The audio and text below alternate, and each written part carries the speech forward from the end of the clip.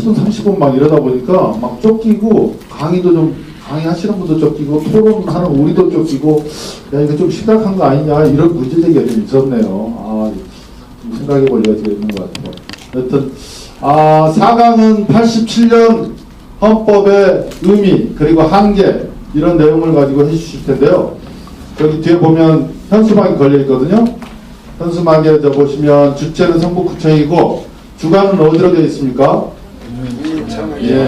국민참여 개헌 시민행동의 대표를 맡고 계시는 우리 연성수 선생님 모시고 4강 듣도록 하겠습니다. 힘찬 박수 부탁드리겠습니다.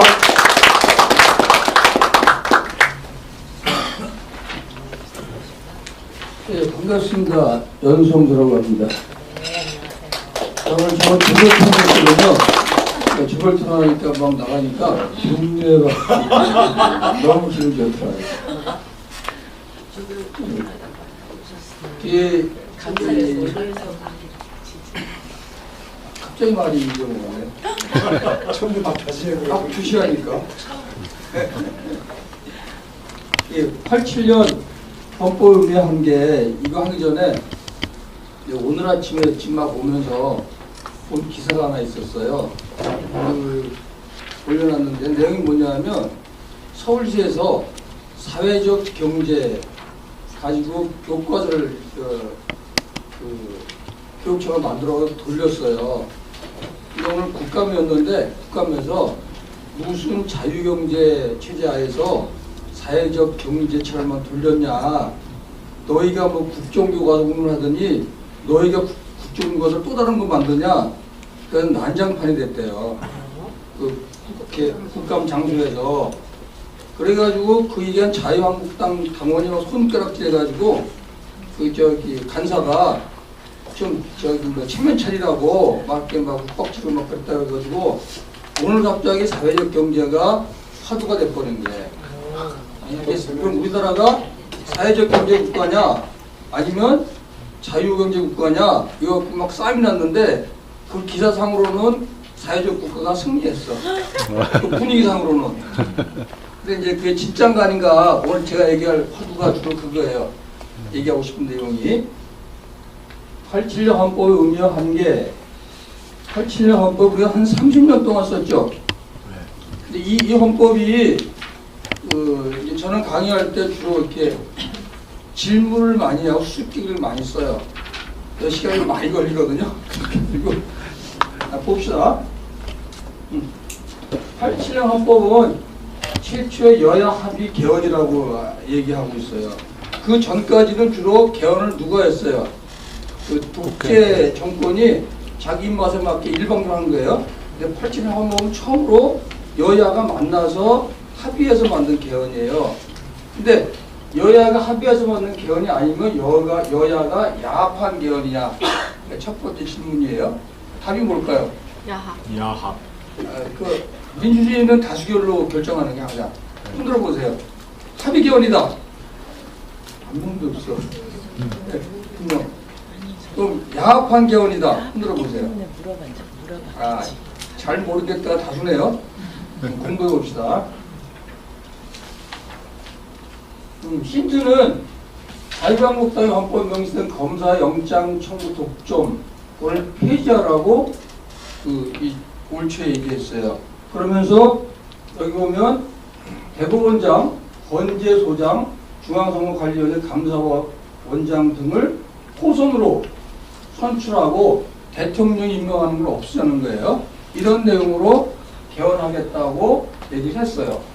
근데 바른정당에서는 아까 얘기했던 의원 국회의원 수합법 있죠. 이거를 제1호 당론으로 정했어요. 그리고 이거를 하겠다고 열심히 얘기했는데 지금 꼬리를 싹 내렸어요. 이런 걸 보면 87년 헌법은 여야가 야합한 헌법이 아니면 여야가 합의한 헌법이에요. 합의한 헌법이에요? 형식적으로 합의하는 예, 그러니까 합의를 했는데 여야 합의한 헌법이죠. 근데 그게 여야 정말 합의인지 아니면 야합한 건지를 물어보는 거예요. 그게 힌트예요. 자, 답은 그 헌법에 보면은 군사 독재 조항이 굉장히 많이 남아 있어요. 헌법 안에. 저 조항들은 전부 다 어느 때 만든 거예요? 헌법 기준은 답이 아주 간단해요. 딱 둘만 얘기하면 돼. 누구 아니면 누구예요? 박정희 아니면? 전두환? 네, 그래. 아주 간단한 답이야. 그래서 박정희 전두환 때 이런 식으로 굉장히 많이 헌법을 만들어놨어요. 이게 이 조항이 그대로다. 현행 8.0법에 그대로 있어요. 하나만 들어볼게요. 여기 있죠. 국회의원은 법률에 정한한 일을 겸할 수 없다. 이렇게 되어 있잖아요. 64년도 박정희가 개헌하면서 국회의원, 국무총리, 국무위원을 겸직하도록 만들어놨어요. 그 전까지는 겸직할 수 없었어요. 겸직하니까 국회의원을 막 빼다가 장관시키죠.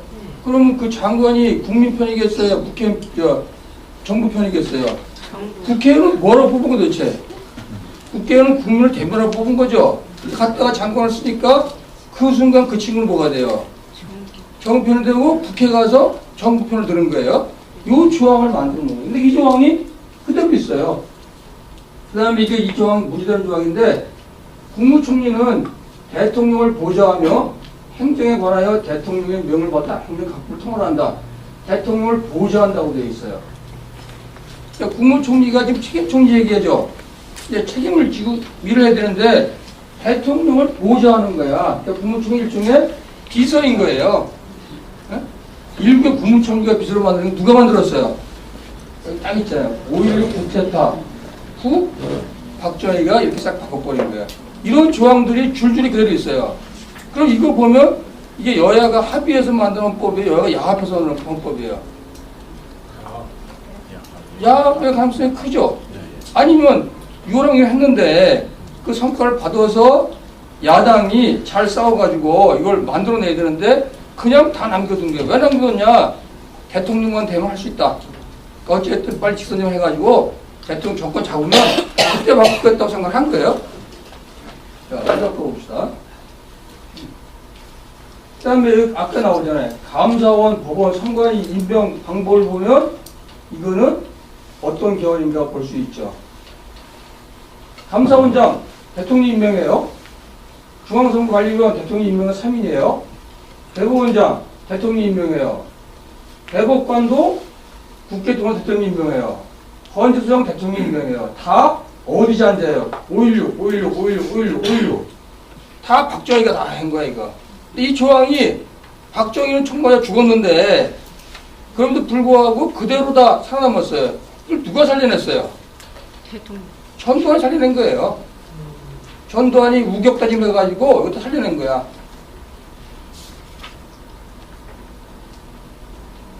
야, 근데 가만히 보면 이런 것도 있어요. 대통령을 직접 뽑고 사회권은 강화됐고 경제민주화의 조항을 보면 이거는 괜찮은 계열인 거예요. 그래서 그전까 대통령을 누가 뽑았어요? 간접선거했죠. 그래서 그걸 체육관 선거라고 얘기해요. 체육관에 단체복 쫙 돌리고 그리고 저 38선 광명만 딱 갔다 오고 다 차에 내려. 그럼 득표하면 98%, 99%, 100% 세 개 다 웃었어요. 무슨 놈 선거가 90% 넘냐 찬성이. 그래서 그 선거를 체육관 선거라 그래요. 그거를 우리가 싸워서 어떻게 바꿨어요? 직접 뽑는 걸로 바꿨어요. 이때 전두환이는 뭐라고 얘기했냐면 호언한다 그랬어요. 안 받고 간접적으로 이때 밀리니까 이때 나온 게 이원 집정제 있죠. 그 안을 검토하기 시작했었어요. 근데 밀려서 이렇게 바꾼 거죠. 그 다음에 사회권을 굉장히 강화했어요. 여기 보시면 양극화 축소를 위해서 사회적 국가를 지향하는 걸 다시 한번 정확하게 써가지고 민생 복지를 위한 사회권과 경제민주화 조항들을 새로 신설했어요. 이거 봅시다. 어떻게 했나?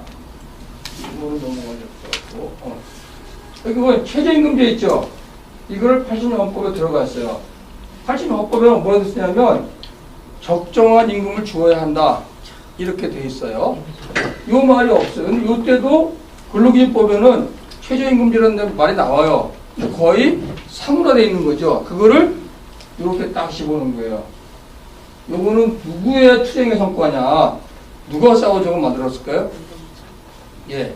요랑쟁 그 다음에 뭐가 있었어요? 87년 노동자 대수장 있었죠? 전 그거 기억나요. 그때 이해주 선생하고 전국 노동조합 다니면서 그 춤추고 했거든요. 그때 저희가 전국 노동조합이 한 1000개쯤 그 풍물표 탈출반을 만든 것 같아. 몇 달 사이에.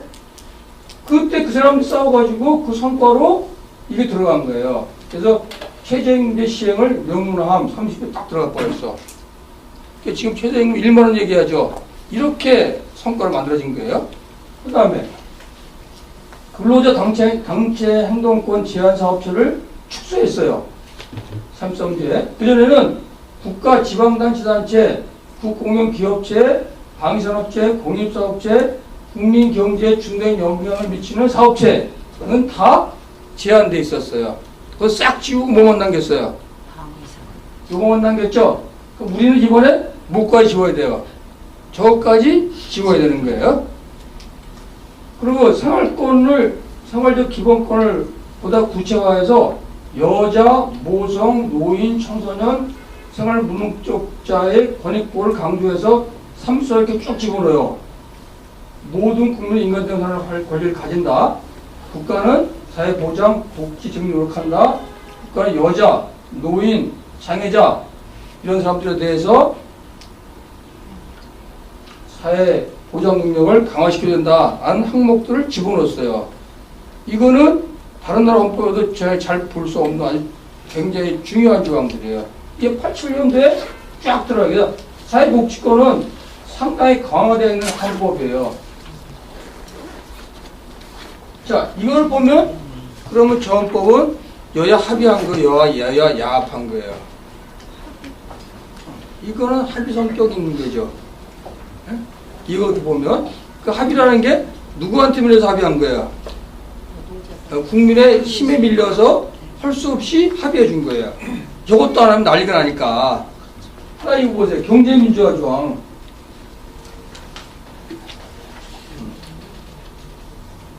경제민주화.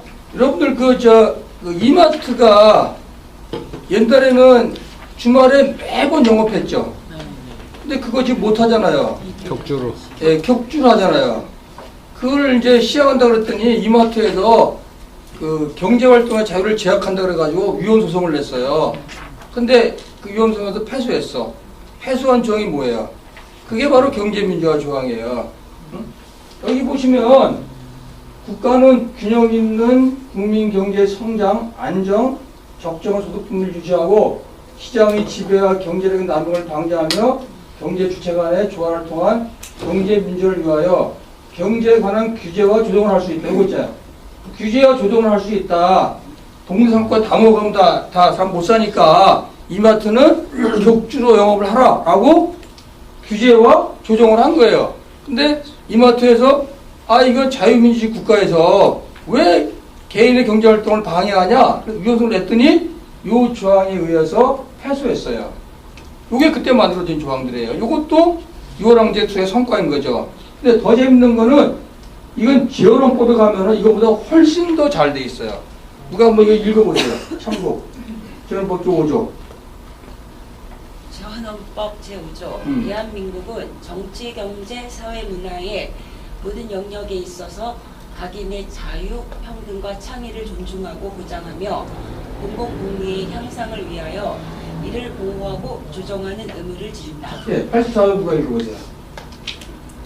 제84조 대한민국의 경제 질서는 모든 국민에게 생활의 기본적 수요를 충족할 수 있게 하는 사회 정의의 실현과 균형 있는 국민 경제의 발전을 기함을 기본으로 삼는다. 각인의 경제상 자유는 이 한계 내에서 보장된다. 요거 있죠. 요거를 가만히 보면 재헌헌법이 추구했던 우리나라 사회, 대한민국은 이게 그 자유경쟁시장 체계 아니면은 그 사회적 국가 체계예요. 사회적. 이거는 재산을 자기 마음대로 못 쓰게 돼 있어요. 그 재산을 어떻게 써야 돼? 공공복리 향상. 그렇게 써야 되는 거죠. 근데 이재용이 국민연금 어떻게 썼어요? 개인의. 그러면 그건 완전 처벌감입니다. 위헌한 거예요. 이렇게 잘 돼 있던 거를 요거는 재헌헌법의 정신을 이어받아서 그나마 이렇게 바꿔낸 거예요. 이런 측면은 여야가 잘 국민들 받아 합의한 거죠. 자, 여기 더 재밌는 거 있어요. 그 재헌헌법 보면은 87조 있죠. 그래서 그 의료민영화 얘기하잖아요. 의료민영화 재헌헌법에 아예 없어요. 여기 보면 운수, 통신, 금융, 보호, 전기, 수리, 수도, 가스, 공공성을 가진 기업은 국영 또는 공영으로 한다야. 헌법 명시가 돼 있어요. 그러면 SK텔레콤, KT 어떻게 돼요? 다 국영 아니면 공영. 그럼 지금 국회에서 열심히 그 통신용 내려라. 그걸 얘기할 필요가 없는 거예요. 국가 운영한다고 하는 거는 국민의 중요한 생활에 있어서는 누구도 불편하지 않도록 하겠다는 거야. 세금 가지고. 이게 재헌헌법 정신인 거예요. 여기까지 살려냈으면 완전히 국민의 뜻을 받은 여야 합의 개헌인 거죠. 근데 이렇게 못 간 거예요. 그럼 이건 어느 정도 국민의힘에 밀리다가 살짝 자기들끼리 합의한 거예요. 야합한 거예요. 자, 근데 이제 재밌는 질문을 할게요. 과거 독재 정권은 임시정부 법통기성을 헌법 정문에 명시하지 않았어요. 계속 빼. 그럼 계속 뭐라고 얘기하냐면 새로운 민주공화국을 건설함에 있어서 제5민주공화국 출발에 지음하여 라고 얘기하면서 임시정부는 싹 다 빼요. 아주 고의적이야. 그리고 마치 자기네가 그 쿠데타에서 만든 그 정권 있죠. 그 정권이 새로운 정부의 시작이고 그게 정통성이 있다고 주장을 해요. 그러다가 87년도에 뭐라고 집어넣어요? 임시정부의 법통과 불이함구한 사회주의 민주를 개성해서 조국의 민주개혁과 평화적 통일의 상명에 입각해서 다시 재건한다. 이렇게 주장하고 있는 거예요. 여기는 아주 중요한 차이가 있어요. 자, 제가 이제 얘기할게요. 이